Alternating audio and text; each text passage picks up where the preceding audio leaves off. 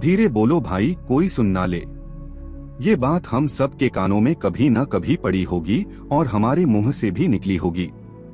लेकिन सोचने की बात यह है कि ये वाक्य कब कब हमारे मुंह से निकलता है और कब कब हमारे कानों में पड़ता है, क्योंकि ऐसी कम ही गुप्त राज होते हैं जो हम दूसरों के कानों में पड़ने नहीं देना चाहते।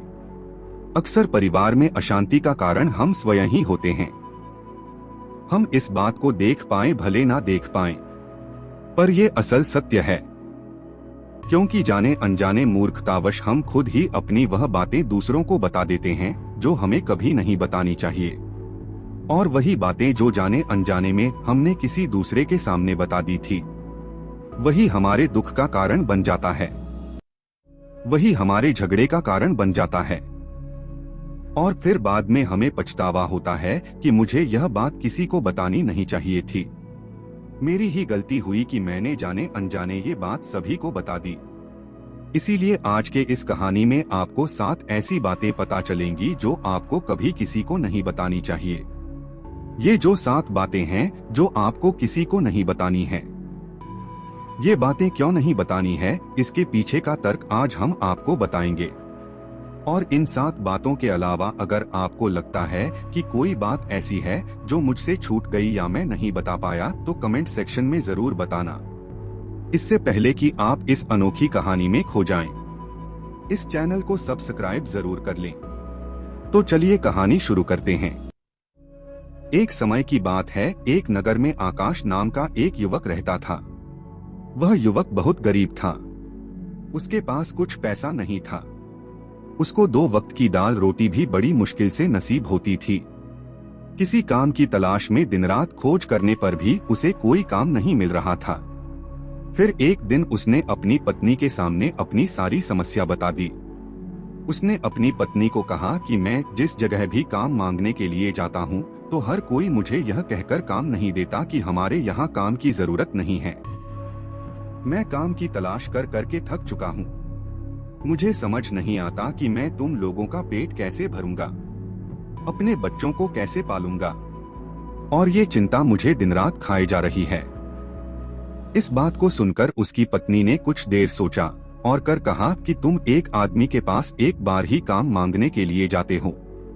जब वह काम नहीं देता तो तुम दोबारा उसके पास जाते तक नहीं हो। अगर तुम्हें उनसे काम लेना है तो तुम्हें हमदर्दी जतानी होगी, तुम्हें उनसे हमदर्दी हासिल करनी होगी, अपनी गरीबी दिखानी होगी ताकि वो लोग तुम्हारी मजबूरी समझकर तुम्हें काम पर रख लें। इसीलिए शर्म मत करो, उन्हें अपनी मजबूरी बताओ, अपनी गरीबी बताओ और इसी उपाय से तुम काम पा सकते हो। ये बात आकाश के मस्तिष्क में बैठ गई। आकाश अगले दिन काम मांगने के लिए वह उसी सेठ के पास जा पहुंचा जहां पर वह पिछले दिन काम मांगने के लिए गया था। लेकिन इस बार उसने हाथ जोड़कर उस सेठ से प्रार्थना की, उससे विनती की कि वह बहुत गरीब है और उसे काम की बहुत आवश्यकता है। वो जो कुछ भी उसे देंगे वह उसमें संतुष्ट हो जाएगा, पर कृपया करके मुझे अपने यहाँ काम पर रख लें।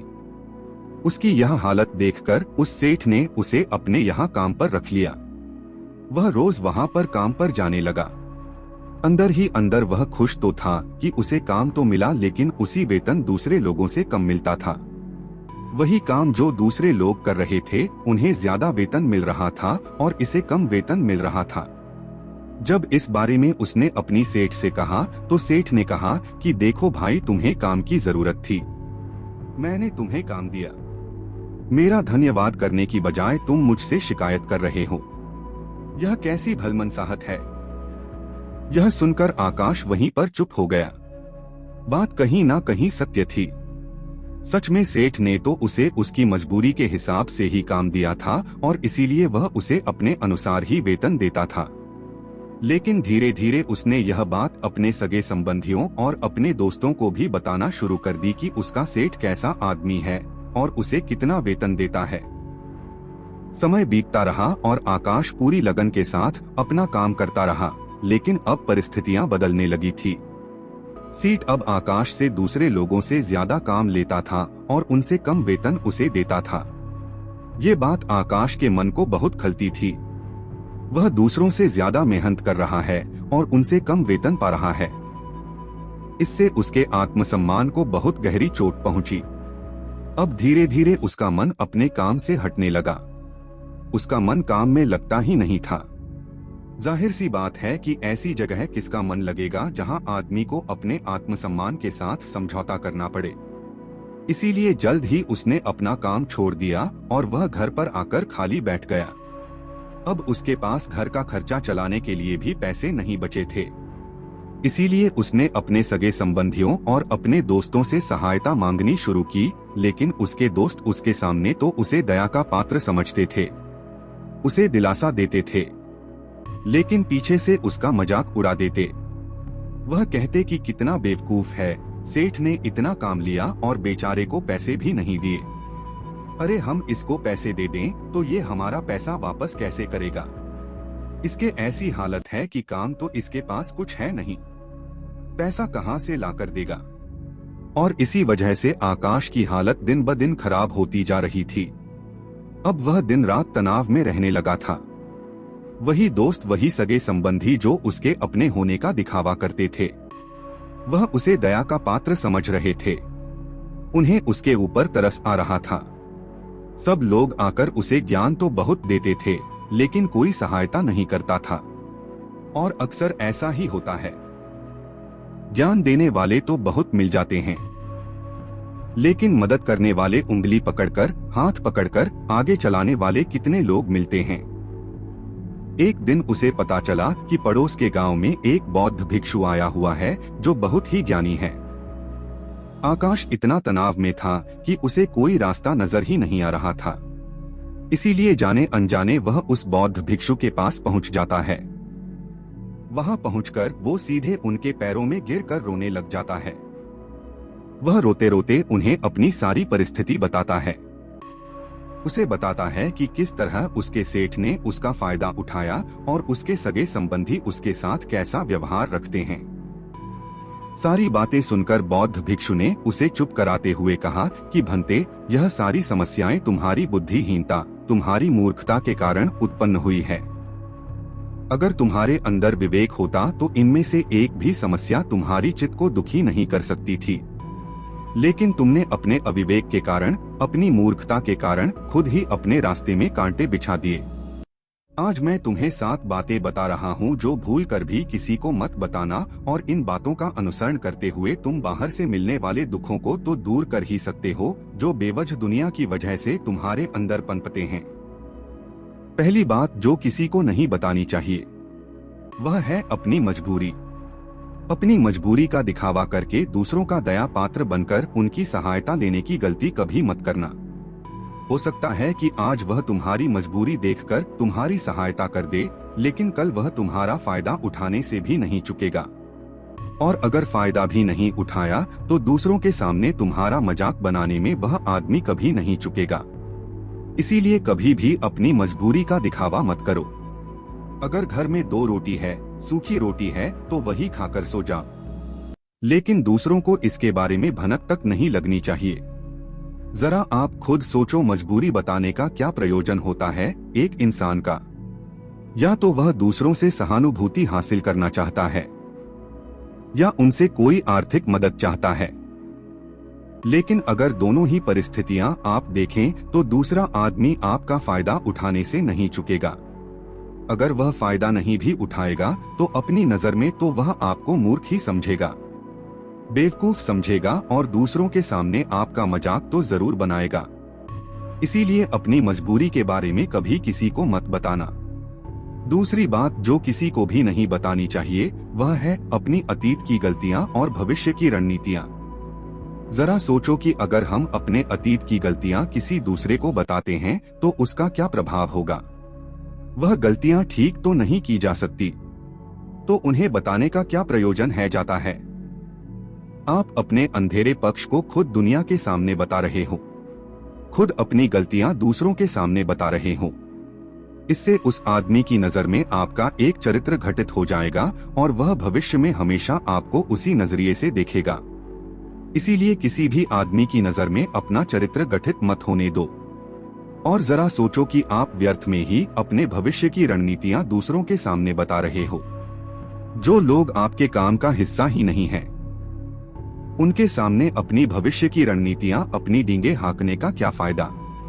वो लोग आपकी सहायता तो नहीं करेंगे, लेकिन आपकी भविष्य की रणनीतियों में बाधा जरूर बन सकते हैं।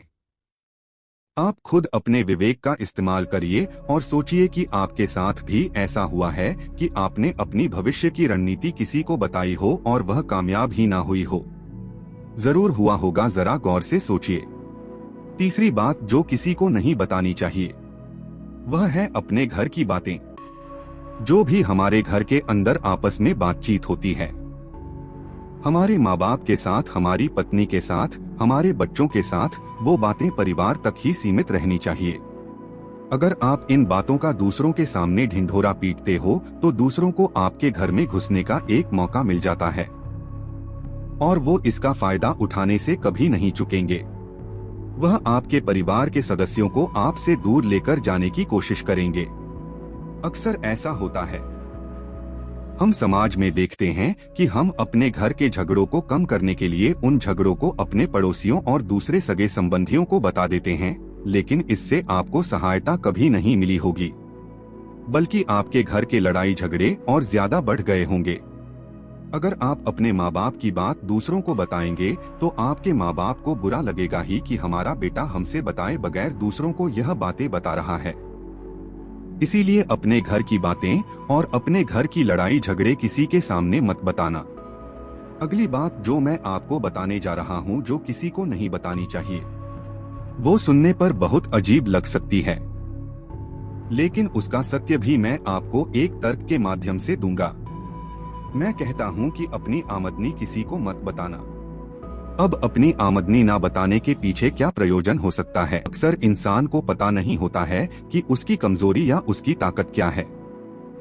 लेकिन अगर आपको अपनी कमजोरी और अपनी ताकत पता है तो पहली बात तो आप बहुत ही बुद्धिमान आदमी हैं, और दूसरी बात कि आपको ये बातें किसी से साझा नहीं करनी है, क्योंकि अगर आपकी कमजोरियां दूसरों को पता चल गई तो वो आपकी कमजोरियों का फायदा उठाएंगे, और अगर आपकी ताकत पता चल गई तो वही ताकत आपकी कमजोरी बन जाएगी, क्योंकि वह ताकत दूसरे आदमी को पता है और वो ताकत की खाट भी ढूंढ ही लेगा। अपनी कमजोरी और अपनी ताकत अपनी पत्नी या अपने पति को भी नहीं बतानी चाहिए, क्योंकि इसके बाद आपको घर में उनसे हमेशा दब के रहना पड़ेगा। अगली बात जो किसी को नहीं बतानी चाहिए वो है अपने मित्र और अपने शत्रु। आप अपने मित्रों के बारे में अगर दूसरे लोगों को बताएंगे तो वो आपके मित्रों के साथ अपनी घनिष्ठता बनाकर आपको धोखा दिलवा सकते हैं। आपकी गहरे मित्रों को आपसे दूर करने का प्रयास कर सकते हैं। अक्सर आम आदमी ऐसा नहीं करता, लेकिन आपके दुश्मन ऐसा करने की कोशिश कर सकते हैं। और दूसरी तरफ आपके शत्रु का भी किसी को नहीं पता लगना चाहिए, क्योंकि आज जो आपका मित्र है अगर कल वो आपका दुश्मन हो गया तो वह आपके दुश्मन के साथ ही मिलकर आपको परास्त कर सकता है, आपको धोखा दे सकता है। इसीलिए अपने सबसे अच्छे दोस्तों को भी अपने दुश्मन के बारे में कभी मत बताना। अगली और आखिरी बात कहना चाहता हूँ कि जब तुम दान करते हो तो दान के बारे में भी किसी को मत बताना, नहीं तो दान करना व्यर्थ हो जाता है। जब आप अपने दान का ढिंढोरा पीटते हो तो आप यह बता रहे हो कि मैं कितना बड़ा दानी पुरुष हूँ, और यह आपके अंदर एक अहंकार निर्मित करेगा। इसीलिए दान गुप्त रूप से किया जाए उतना ही अच्छा होता है, उतना ही फलदायी होता है। जब आपका बायां हाथ दान कर रहा हो तो दाएं हाथ को भी न पता चले कि बायां हाथ दान कर रहा है। यह 7 बातें जो बौद्ध भिक्षु ने आकाश को बताई, इनमें संसार के सभी सिद्धांत छुपे हुए हैं। इन बातों का अनुसरण करते हुए आप अपने घर में सुख शांति बना सकते हैं और घर के झगड़े हमेशा के लिए दूर कर सकते हैं। आप इन बातों के बारे में अपने विवेक से भी सोचेंगे तो आपको यह बातें सच मालूम पड़ेंगे। हमारा कहानी सुनाने का मकसद यही है कि आपका विवेक जागृत हो। आप खुद उन बातों के बारे में सोचें जो हम आपको बता रहे हैं, और अगर हम गलत हैं तो आप कमेंट सेक्शन में वह बात जरूर बताएं जिस पर हम गलत हैं। और इनके अलावा भी अगर आप कुछ जानते हैं तो उन बातों को भी कमेंट सेक्शन में जरूर डालें। तो दोस्तों, कैसी लगी आपको यह कहानी कमेंट सेक्शन में जरूर बताना, और अच्छी लगी तो इस चैनल को सब्सक्राइब जरूर कर लेना। हम मिलेंगे अगली कहानी में। नमस्कार।